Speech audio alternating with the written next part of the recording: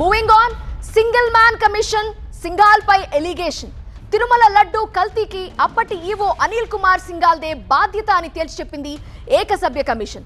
CM Chandrababu CS కి నివేదిక సమర్పించింది కమిషన్. ఈ నివేదిక ఆధారంగా చర్యలు తీసుకోనుంది ప్రభుత్వం.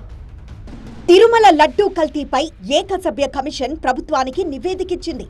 సీఎం చంద్రబాబు సీఎస్లను కలిసి నివేదిక సమర్పించారు దినేష్ కుమార్. రిపోర్ట్లో కీలక అంశాలను ప్రస్తావించినట్లు తెలుస్తోంది. లడ్డు కల్తీని అనిల్ కుమార్ సింఘాల్ అడ్డుకోలేకపోయారని నివేదికలో తెలిపారు దినేష్. నిబంధనల సడలింపు, పర్యవేక్షణ లోపం వల్లనే కల్తీ నెయ్యి సరఫరాకు ఆస్కారం ఏర్పడిందన్నారు.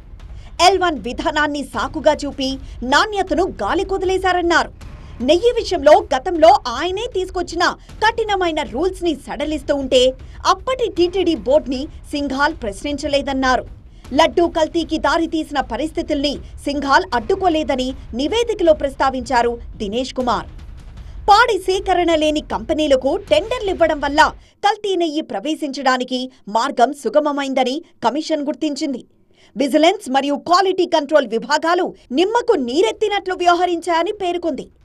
తిరుమల లడ్డూ కల్తీ వ్యవహారంలో ప్రొక్యూర్మెంట్ జీఎం, FACAలది తప్పేనన్నారు దినేష్ కుమార్. సింఘాల్తో పాటు బాధ్యులైన అధికారులపై చర్యలు తీసుకోవాలని ప్రభుత్వానికి సిఫార్సు చేసింది కమిషన్.